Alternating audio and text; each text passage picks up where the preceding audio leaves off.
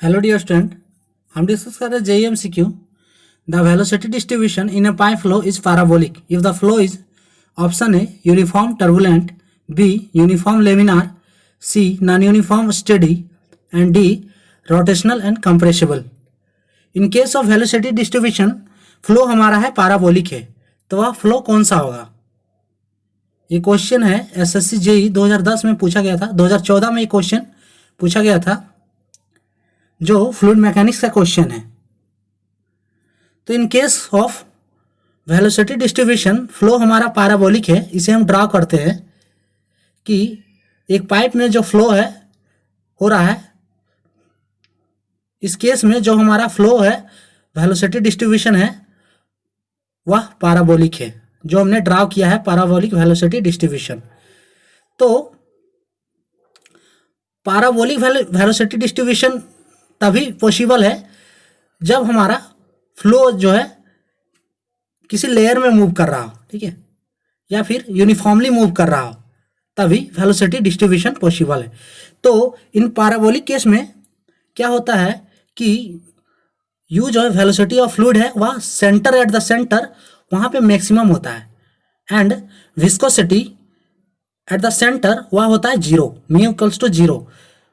Eight the centre viscosity वहाँ पे negligible होता है, zero, and at the wall velocity of fluid होता है वह जीरो होता है, एंड विस्कोसिटी होता है मैक्सिमम। ऐसा क्यों होता है? क्योंकि वॉल पे नो स्लिप कंडीशंस होते हैं, ठीक है, जिस वजह से विस्कोसिटी ऑफ फ्लूइड वह मैक्सिमम होता है and velocity of fluid essentially zero होता है। In velocity distribution the velocity of fluid at the center is maximum and contact with the pipe wall is essentially zero and increases the further away from the wall। और जैसे जैसे wall से दूर होते जाता है तो फ्लूइड पार्टिकल का जो वेलोसिटी है वह इंक्रीज करते जाता है, और इस प्रकार eight the centre velocity of fluid particle वह होता है मैक्सिमम होता है। तो यहाँ पे पूछा जा रहा है कि पैराबोलिक कब होगा, किस केस में हमारा पैराबोलिक होगा?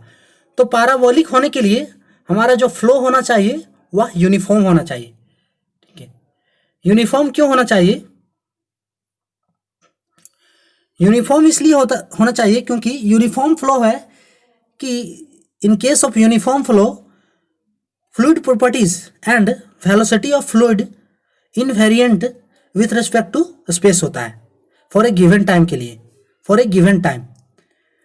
Uniform flow if the fluid properties and velocity of fluid is invariant with respect to space for a given time। तो ये हमारा कहलाता है uniform flow.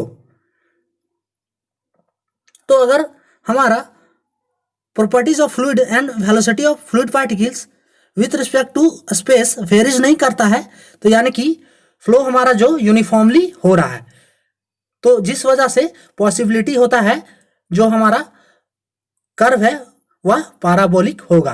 That is in case of uniform flow do R by do space for a given time equals to zero and do V by do space for a given time is equal to zero. ये होता है uniform flow. अब laminar flow क्या होता है? तो laminar flow उसे कहते हैं when a fluid flow in parallel layer with no distribution between the layers। उसमें जो फ्लूइड पार्टिकल्स हैं वह पैरेलली मूव करते हैं, उनके लेयर जो है पैरेलल होते हैं, वह जिगजैग मोशन में नहीं मूव करते हैं। विदाउट डिस्ट्रीब्यूशन ये पैरेलली मूव करते हैं, जिस वजह से जो है पाथ हमारा पैराबोलिक हो सकता है। In case of laminar flow when a fluid flow in parallel layer with no distribution between the layer, तो ये हमारा फ्लो कहलाता है लेमिनार फ्लो। तो इसलिए इसका आंसर जो है ऑप्शन बी होगा, यूनिफॉर्म एंड लेमिनार। इस केस में जो हमारा velocity distribution in pipe flow होगा वह होगा parabolic. The velocity distribution in pipe flow is parabolic if the flow is answer option B, uniform and laminar. तो ये था आज का question. For more update subscribe please. Thanks for watching.